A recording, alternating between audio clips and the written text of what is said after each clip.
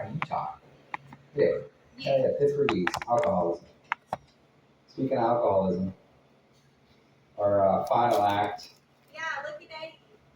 is going to work its way up here. This is Eddie Meatball.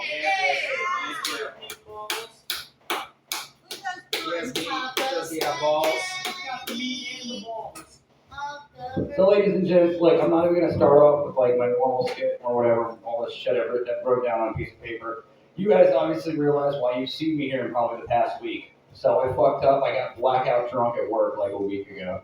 I thought it was a great idea. I'm like chugging bottles of liquor with my boss. I'm fucking getting emotional, crying apparently. Apparently I was crying a little too hard and I went behind the bar and I'm like, bam! I'm like, no, you gotta change this. And it was bam, I got swept up with feet and I got put on my ass real quick.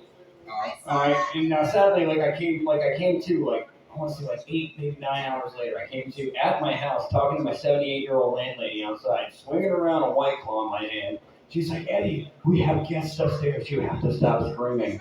I'm like, I've been screaming? She's like, yes, that's why the chair is out here in the middle of the road. That's why your chair and your table is in the middle of the dirt road next to our house. You're not even in the driveway. I was like, fuck. I was like, all right. So I put the chair and the table back. I was like, I'll be quiet. I guess me being quiet was me taking my wallet with fucking $20 and marching my ass back down to the liquor store and getting more White Claw.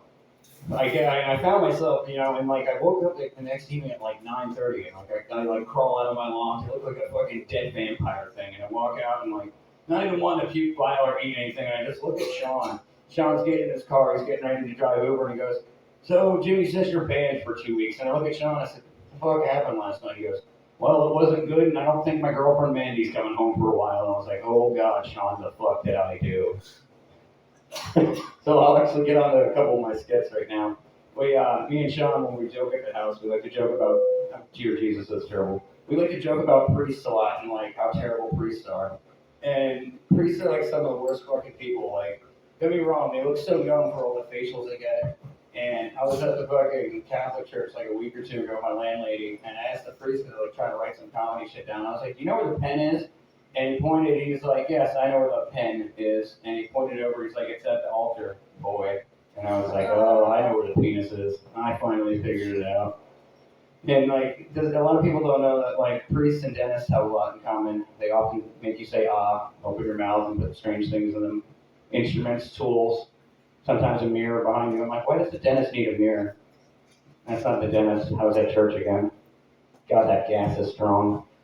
So, a lot of people don't know that dentists and gynecologists don't have absolutely anything in common, okay? They have literally nothing they don't just open your hole for the first time. No, they don't. Gynecologists don't go into your asshole, okay? They don't.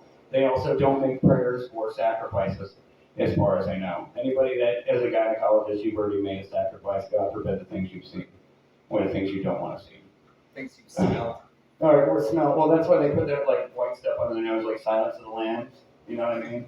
We're already checking bodies out that don't have skin on them. This is a body with extra skin and extra who knows what. We're going to put that same stuff on them. It'll taste great. So I'll skip off the priest thing and get on the pirates. And I always figured out why pirates never really bring women with them when they're burying their treasure.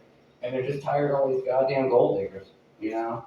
I just kind of thought, maybe I'd get a little giggle out of that. And then oftentimes, a pirate, trying to put his treasure somewhere. Where does he put it at?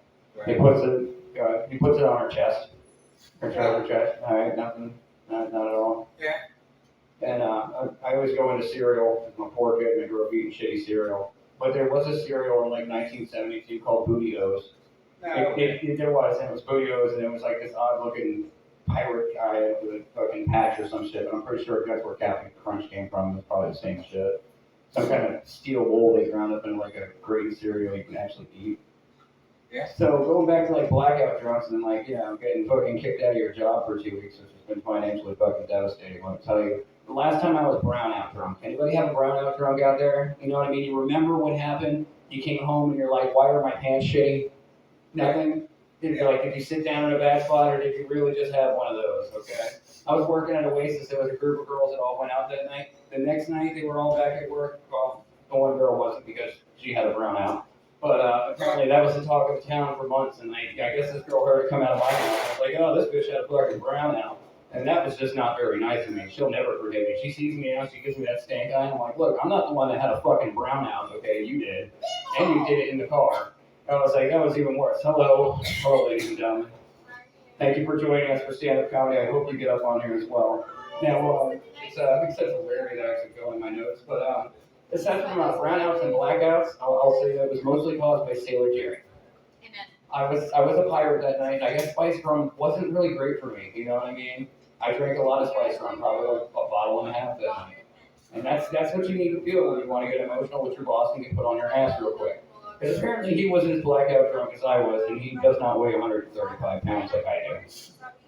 And I'm trying my best not to step in this roast jello on the floor from last night. I keep staring at it. It's really bothering me. I thought I had ADD or some shit. I'm like, no, it's just really gross jello on the floor. I want to attack that jello right now. But, yeah. Stay to the right. I know, I'm trying to stand erect. This fucking feedback is absolutely killing me. So does anybody know the acronym for RUN? You know, RUN? Black guy. No, it's RUN. That was what the priest said to me last time, but I was so confused. I was like, why am I still on my knees? What the fuck am I doing here?